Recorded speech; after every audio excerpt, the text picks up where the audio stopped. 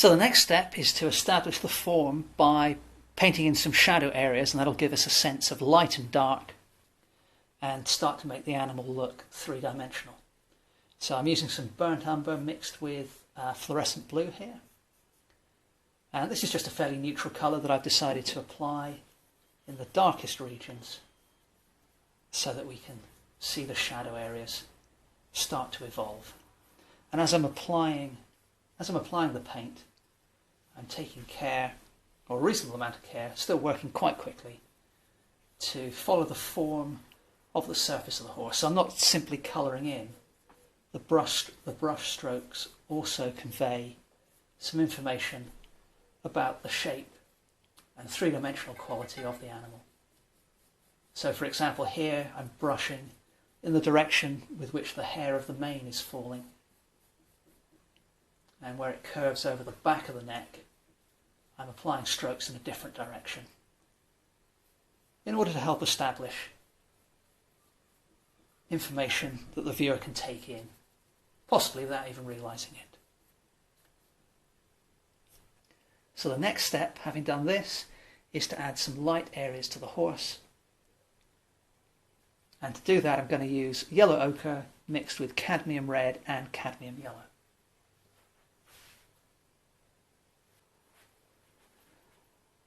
So I'll start on the hindquarters again, and you can see I'm keeping the paint fairly thin. I'm not too concerned with whether the initial line work that I put down shows through or not. If it does, that's fine. If not, then that's no problem either. Often it's nice, though, in a finished painting to be able to see some of the initial lines that were put down right at the very start of the process. I kind of think it's nice for the viewer to be able to see a little bit of the history, or a little bit of the method that went in to creating the image. Just added a little bit of titanium white to that mix, just picking out some of the areas where the light is really catching the animal.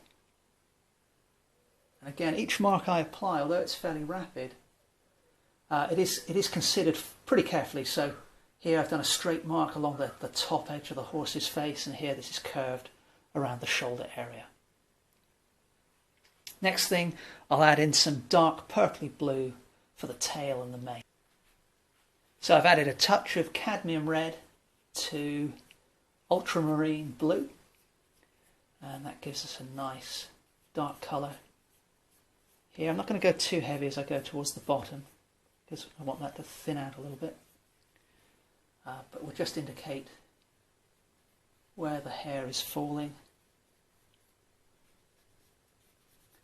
And you can see I'm doing no blending of colour at all at the moment. That's something I do later on in the process. I'm really just putting down a patchwork of coloured shapes. And the acrylic is really good, actually. The conventional acrylic paint is really good for providing a hard edge between different regions of colour.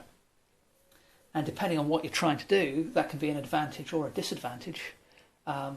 But it's a characteristic which I find you can use to make quite a distinctive image.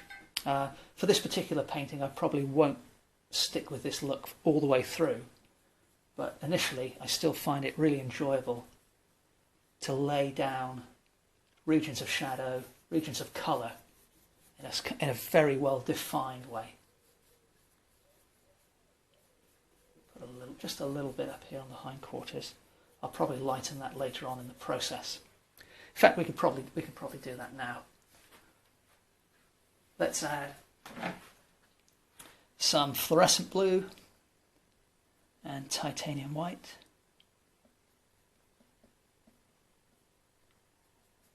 And a little bit of the ultramarine cad red mix that we were using before. So I've got my mix of cadmium red, ultramarine. To that I've added some titanium white and a little bit of fluorescent blue. And I'm just going to use that as my highlight colour for the mane and the tail. And again, I'm not being overly careful here.